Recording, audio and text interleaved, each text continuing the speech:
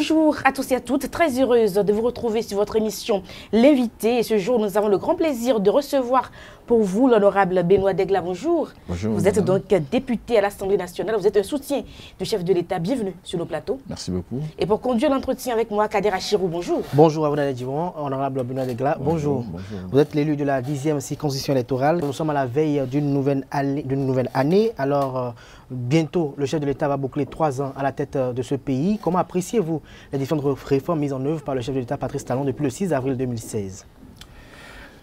Merci beaucoup. Je voudrais remercier tous vos téléspectateurs et vous féliciter et vous remercier pour cette occasion que vous m'offrez d'intervenir pour la toute première fois sur votre plateau. Merci. Vous savez, le chef de l'État a été élu sur la base d'un certain nombre de réformes. Il a dit, il a martelé pendant sa campagne qu'il prenne le pouvoir, s'il devait arriver au pouvoir, c'était pour mettre véritablement en marche un certain nombre de réformes et qui devraient permettre le décollage économique de notre pays, qui devraient permettre un certain nombre de changements dans nos comportements. Et il s'attelle à cela.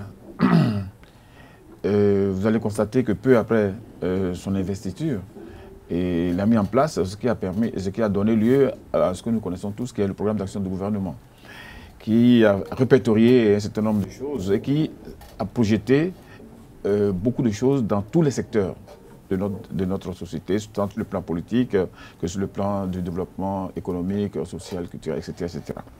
Alors, ces réformes, évidemment, pour qu'elles prennent corps, elles ont besoin d'être étudiées, elles ont besoin, n'est-ce pas, d'un état des lieux, d'être étudiées et avant d'être mises en exécution. Et on constate qu'il y a effectivement une période au cours de laquelle le chef de l'État et son gouvernement ont procédé à l'étude, n'est-ce pas, de ces réformes-là, à la faisabilité de ces réformes-là. Et c'est seulement. Et aujourd'hui, on constate, c'est lorsque vous prenez sur le plan, n'est-ce pas, de la lutte contre l'impunité, je pense que l'engagement est total du chef de l'État. Il a dit, il a martelé, je vais lutter contre l'impunité. Je vais lutter contre la corruption, contre les prédateurs de l'économie. La mauvaise gouvernance. Et les textes aujourd'hui que nous sommes en train de voter à l'Assemblée nationale pour l'accompagner dans ce sens-là, permettent de dire véritablement que sur ce plan, beaucoup de choses sont en train de changer et que le chef d'État est en train de réussir ce pari au niveau de la gouvernance de notre pays. Sur le plan de l'économie, les chiffres sont là, ils parlent d'eux-mêmes. Le taux de croissance, le taux de croissance, il est parti. Aujourd'hui, nous avons une projection de l'ordre de 6 à 7% pour l'année prochaine. Alors que nous sommes partis de 3 ou 4% il y a quelques années seulement. Ça veut dire qu'il y a beaucoup de choses qui se font. Vous prenez les réformes au niveau du coton. Aujourd'hui, nous allons atteindre bientôt. Nous tournons autour de 700 000 tonnes contre 200 000 ou 300 000 tonnes il y a quelques années seulement. Alors que la production du coton est un indice palpable, n'est-ce pas, de la croissance. Parce que lorsque vous avez une croissance de 50 000 tonnes, un taux de croissance, c'est important. Il y a au niveau des réalisations infrastructurelles, vous avez vu l'état dans lequel se trouvaient nos voies et ce qui est en train d'être fait aujourd'hui dans les grandes villes comme Cotonou, Porto-Novo et Parakou, l'asphaltage des voies principales, dans nos localités respectives, le problème de l'électricité qui est en train de trouver une solution pratiquement définitive. C'est vrai qu'aucun pays au monde n'est totalement indépendant en matière d'électricité, mais le Bénin est en train de faire l'effort pour ne plus dépendre tellement de l'extérieur. Nous avons, au niveau de l'eau, au niveau de l'assainissement, au niveau de l'assainissement, il y a ce qui s'est fait par le ministère du cadre de vie. Au niveau de l'eau, ça et là, il y a des projets qui prennent corps dans les collines un peu partout pour que les populations puissent disposer de l'eau à plein temps et tout le temps. Voilà autant de choses qui se font. Vous prenez au niveau de l'éducation pour permettre, n'est-ce pas, à nos enfants de pouvoir étudier correctement. Vous avez vu le nombre de cantines scolaires qui ont été augmentées, les milliards qui ont été mis à disposition. Je vois que c'est autant de choses pour lesquelles le gouvernement ne parle pas beaucoup, mais qui se vivent au quotidien et que la population apprécie. Et que la population Alors finalement, apprécie. les promesses sont tenues au fil des années. Les promesses, il a 5 ans. Mais pour le temps qu'il a passé, beaucoup de choses ont été faites et on peut dire sans embâche que les promesses sont en train de se tenir. Les promesses sont en train de se tenir. Alors, au nombre de ces réformes, il y a les réformes politiques et institutionnelles dans lesquelles il y a la réforme du système partisan. Alors, cette réforme qui est plus que jamais d'actualité aujourd'hui avec les élections législatives prochaines en vue, quelle est votre appréciation de cette réforme du système partisan? Oui, il faut déplorer la situation que vit notre pays sur le plan politique depuis le renouveau démocratique. Dans cette euphorie-là, dans l'euphorie de cet événement historique, vous avez vu la naissance. Nous avons opté pour le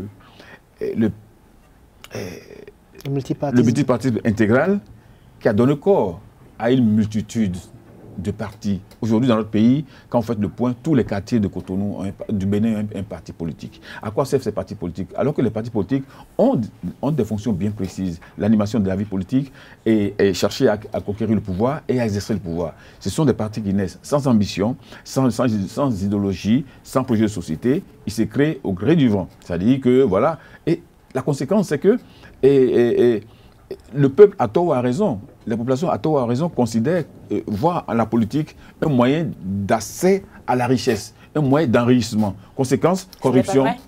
Ce n'est pas vrai. Ce n'est pas vrai. Enfin, la population a le droit de penser comme ça au vu de tout ce qui, se passe par rapport, aujourd'hui, la lutte contre la corruption. On note que c'est des fonctionnaires qui parfois sont des partisans politiques, des hommes politiques qui profitent de leur situation politique pour pouvoir gaspiller les fonds, les ressources publiques. Les ressources publiques. Donc c'est normal que la population puisse penser cela, mais il faut mettre frein à cela. Et les gouvernements précédents ont tenté, sans réussir, avec des alliances de partis et tout ça là. Mais le chef de l'État, le président Patrice Talon, allait plus loin, en souhaitant que nous mettions ensemble la vie politique de notre pays et son développement. Parce qu'en assainissant la vie politique de notre pays, nous permettons le développement économique de notre pays. Et c'est dans ce sens-là que les députés ont accepté d'accompagner le chef de l'État à travers le vote portant la réforme du système partisan et la charte des partis. Donc, dans ce cadre-là, c'est normal qu'il y ait cette ambiance-là sur le plan national. Les partis, pour respecter les nouvelles dispositions, il y a la réorganisation qui s'impose à tous les partis s'ils doivent survivre. Voilà ce que aujourd'hui, vous ne pensez pas que cette réforme est un piège? Ah non, en quoi peut-il être un piège? Vous savez, toute réforme a son côté, le côté qui fait grincer les dents. Il ne peut pas plaire à tout le monde. Et la réforme ne peut pas plaire à tout le monde, mais dans l'intérêt supérieur de la nation, il faut accepter, accompagner le chef de l'État, accompagner la vision générale, parce que ce sont les députés qui ont voté en leur âme et conscience, vu la justesse de la chose. Donc, aucune réforme ne peut se faire sans qu'il y ait des mécontentements, mais ce n'est pas important par rapport à l'objectif visé qui est défendre les intérêts nationaux. Alors, vous avez suivi, comme tout Béninois, la grande messe politique qui a consacré au congrès constitutif du parti politique l'Union progressiste. Alors, comment avez-vous apprécié ce congrès qui s'est tenu et les commentaires qui ont suivi après? Ben, écoutez, ce sont vos frères jumeaux, les progressistes. Oui, nous appartenons tous à la majorité présidentielle. Et c'est au sein de cette majorité présidentielle que nous sommes partis de l'ambition d'aller à un groupe, puis à 3 et à deux groupes aujourd'hui. Donc nous ne sommes pas ennemis, même si sur le terrain nous aurons à nous affronter comme des adversaires politiques sans qu'il y ait une animosité farouche à créer. Je crois qu'il y aura le gentleman agreement qui permettra que le combat s'efface selon les règles de l'art. Ce qui est sûr, c'est que le bloc progressiste, il est ce qu'il est. Mais nous, au bloc républicain, nous sommes ce que nous sommes. Un parti secret pour conquérir le pouvoir. Donc notre objectif aujourd'hui, le principal, c'est que nous puissions rafler l'ensemble des sièges au niveau de l'Assemblée nationale. C'est que nous puissions nous imposer comme le meilleur, le plus grand parti de notre pays. Et nous sommes sur la voie de par notre situation, de par la situation géographique de toutes ces personnalités, députés, ministres et autres qui composent le bloc républicain, de par le charisme même de ceux-là qui sont du bloc, de par l'adhésion massive qu'on constate au niveau de nos populations, il n'y a pas de doute que le bloc progressiste étant un confrère, nous aurons, il aura en face son alter ego, mais qui, écoutez, certainement les âmes plus que lui. Voilà. Alors, vous êtes républicain. Commentaire, allez-y. Quel commentaire faites-vous par rapport au fait que lors du congrès constitutif du parti de l'Union progressiste, il n'y a pas eu la présence de d'autres partis politiques tels que l'Union sociale libérale, FCBE et UDBN et bien d'autres partis comme le PRD qui n'étaient pas invités? Je ne suis pas dans l'organisation de l'Union progressiste. Je ne suis pas membre de ce bloc-là. Je n'ai pas pris part à l'organisation. Je ne peux donc pas vous dire qu'est-ce qui s'est passé pour que ce parti-là n'ait pas été présent. Je peux parler simplement de ce qui est en train d'être fait au niveau des Républicains. Nous inviterons, je crois que c'est amical, nous inviterons tout le monde, répondrons ceux qui veulent, et ceux qui ne veulent pas venir, ils ne viendront pas. C'est tout. Mais je ne sais pas, je ne crois pas que l'Union progressiste ait délibérément choisi de ne pas les inviter. Je ne crois pas. Alors, honorable Benoît Degla, vous êtes très influent. Au Bénin, on vous connaît très bien. Vous êtes également proche du chef de l'État. Vous avez eu le choix entre les progressistes et les républicains. Pourquoi vous avez préféré aller du côté des républicains? Ben, j'avoue que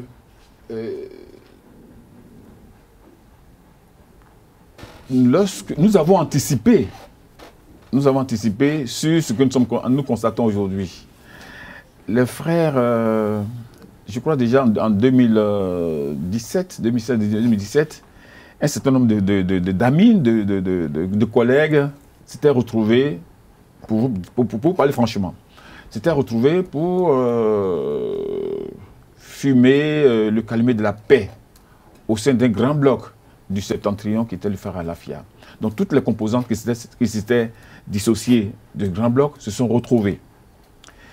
Et face à cela qui paraissait très beau, un certain nombre de collègues ont dit, mais pourquoi ne pas élargir ce cercle-là?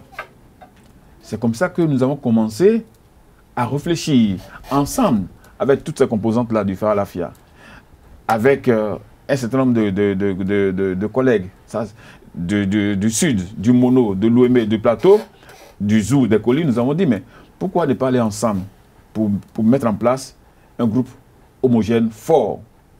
Et c'est comme ça que nous avons réussi à mettre en place ce qu'on a appelé la dynamique unitaire, qui à elle seule se suffisait pour être un parti fort. Et quand le sujet est réapparu avec l'adoption des lois sur le système partisan et la charte des partis, le chef de l'État a souhaité que pendant ce temps, il avait l'Union fait la nation autour de laquelle se constituait aussi quelque chose. Il y avait aussi autour du PRD quelque chose qui se construisait. Donc ça faisait 3 blocs. Donc, nous étions partis pour avoir les 3 blocs. Et certaines considérations géopolitiques, le risque de ne pas tomber dans un passé douloureux, nous ont amenés à proposer à adopter 2. Et les 2, celui-là qui avait le choix d'épouser le PRD ou d'épouser le PRD ou d'épouser l'Union, ce qui se faisait l'UN, c'était bien la dynamique unitaire qui à elle seule se suffisait. Donc chacun devrait faire la cour au mari que nous étions. Et c'est ce qui s'est passé. J'étais membre d'une délégation qui a reçu, les représentants de ce bloc-là. Et après analyse, nous avons dit, mais le PRD nous offrait davantage d'éléments positifs, de rapprochement, et puis assez de choses pour lesquelles on pouvait aller ensemble. Donc la dynamique unitaire était là, à laquelle se sont ajoutés donc le PRD, certains alliés du PRD et le bloc, le Bénin Route, puis l'UND. Donc l'essence même du bloc républicain demeure la dynamique unitaire à laquelle j'appartenais, à laquelle j'ai aidé à la construction. Et c'est tout logiquement que, une fois qu'il a été décidé que nous allions en deux blocs, les républicains et les progressistes, que je garde ma place là où j'étais. Parce que vous voyez une idéologie. Oui, bien sûr, l'idéologie au niveau des républicains, vous savez, c'est le libéralisme collé à la défense des valeurs de la République. Un libéralisme qui fait exceller l'homme dans son entièreté pour créer le développement économique et social. Défendre les valeurs démocratiques. C'est ça, l'idéologie du parti. Du parti Les Républicains. Alors, ce parti, Les Républicains, va tenir son congrès constitutif demain à Parakou. Alors, pourquoi le choix stratégique de la cité des Koubourou? Ben, nous avions Vous savez, Parakou, c'est aussi le Bénin. Nous avions le choix entre Cotonou, Porto-Novo, Lokossa ou Parakou. Donc, les amis du bloc progressiste l'ayant fait à Cotonou, nous avons dit un pôle sud, un pôle nord, et puis voilà, le choix a été fait. Peut-être que vous aurez pu me poser la question, pourquoi pas Djougou aussi. Donc nous avons dit le lieu qui a peut-être le plus grand nombre, la plus grande possibilité d'accueil à la matière, c'est certainement Parakou. Et voilà, et puis le choix vous avez choisi Parakou. Alors, revenons au PRD, puisque le PRD, à un moment donné, était membre du bloc Les Républicains. Alors, comment appréciez-vous, en tant que membre du bloc Les Républicains et membre fondateur de la dynamique unitaire, la décision du PRD de suspendre sa participation aux activités de Les Républicains? Oui, d'abord, il faut regretter cela parce que nous avons cru véritablement que nous étions partis pour un travail de longue durée. Et le PRD est arrivé et sous la houlette du chef de l'État, beaucoup de choses ont été faites ensemble. Nous avons fait beaucoup de choses ensemble. Beaucoup de concessions, il faut le dire. Beaucoup de concessions ont été faites au PRD. Concessions certainement que le PRD a trouvées insuffisantes. Et ces concessions se faisaient au détriment du plus grand bloc, de la plus grande sensibilité qui était la dynamique unitaire. Parce que nous avions été dépossédés de beaucoup de choses avec cette fusion, avec Bénin en route, mais dans l'intérêt supérieur, n'ont pas été exigeants, nous avons voulu, nous avons dit, mais puisque c'est pour que nous réussissions ensemble, pourquoi ne pas faire des sacrifices? Donc nous avons fait ceux qui ont fait le plus grand nombre de sacrifices, parce que nous avions plus d'une vingtaine de députés, des ministres, des DG, etc. etc. Mais nous avons été réduits à un moment donné à la position congrue que nous avons accepté. C'est tout naturellement que nous avons été surpris.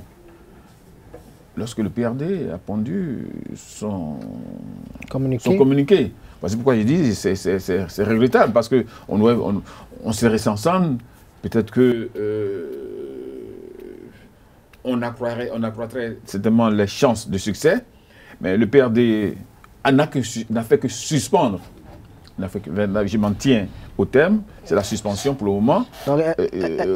J'espère que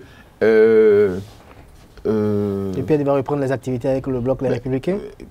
Nous sommes à l'étape de la suspension. J'attends qu'on nous dise, bon voilà, le retrait est définitif. Et puis bon, on avisera. Et dans ces conditions-là, on dira qu'on n'est plus, puisque le PRD n'a pas cessé de dire qu'il appartient à la majorité présidentielle. Donc, avec le PRD, avec le bloc progressiste et avec d'autres qui vont naître, certainement le samedi, ou d'autres qui sont nés, avec l'UNDB, je crois, nous faisons un homme important. Et plusieurs enfants du même père. Donc il appartiendra, je pense que... je suis persuadé que la volonté du chef de l'État était que nous n'allions pas au-delà des deux. Et je suis persuadé donc qu'il n'aura Dieu que pour les deux blocs qu'il a aidé à constituer. Et les autres, je ne crois pas un seul instant qu'ils puissent... leur prêter de grande attention? Non, aider un parti à s'opposer à moi dans mon fief. Qu'il ne soit pas, c'est-à-dire, dans mon fief, ceux-là qui ont décidé de se mettre à l'écart, se constituer à part, ne peuvent pas bénéficier du concours en aucune manière, du chef de l'État pour me combattre, moi chez moi. Pas possible. Donc je reste convaincu que le choix fait par le PRD, il va l'assumer lorsqu'il dira que c'est définitif. Et si c'est définitif, mais nous allons nous considérer comme des adversaires désormais sur le terrain. Mais il sera un adversaire pour lequel j'aurai moins d'éléments de réserve que par rapport au bloc progressiste. Alors, on parle du PRD, on va en parler un peu parce que vous êtes député à l'Assemblée nationale. Comment appréciez-vous la gestion du président Adrien Mbedji en tant que président de l'Assemblée nationale? Oui, il faut décerner un satisfecit au président Adrien Mbedji parce que j'ai eu déjà à...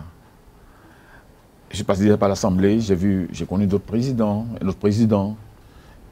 Je suis resté à l'écart parce que, ministre, j'ai observé un autre président. Mais là, je vois un président qui j'avoue, il surprend positivement de par sa méthode de travail. Voici un président qui est à la recherche permanente du consensus. Un président qui ne vient pas avec son maillet imposer quoi que ce soit. Un président qui tient compte parfois de la position de la minorité, qu'il consulte régulièrement. Mais c'est vrai que à l'Assemblée, à des moments donnés, il faut compter. Il faut compter. Il ne peut pas être dans l'esprit, il peut être dans le cœur et l'esprit de tous les députés plus individuellement. Mais lui, il fait l'effort pour que les préoccupations de la minorité soient prises en compte. Il fait l'effort pour que la gestion de l'Assemblée soit faite de façon exemplaire. Lorsque vous voyez, par exemple, lorsqu'il présente ses rapports d'activité, c'est pratiquement à l'unanimité, députés, opposition et mouvance, qui votent ce rapport-là. Il fait en sorte qu'il n'y ait pas de mécontents. Lorsqu'il y a des missions, lorsqu'il y a des avantages, il tient tout le monde de la même manière. Et ça, je pense qu'il faut vraiment l'y encourager, le féliciter. Mieux, et il a de l'endurance, parce que nous avons travaillé beaucoup. Nous avons beaucoup travaillé, et avec son âge, il s'est rendu toujours disponible à des heures indues pour conduire les travaux. Alors, les élections législatives sont très proches. Alors, comptez-vous revenir au Parlement?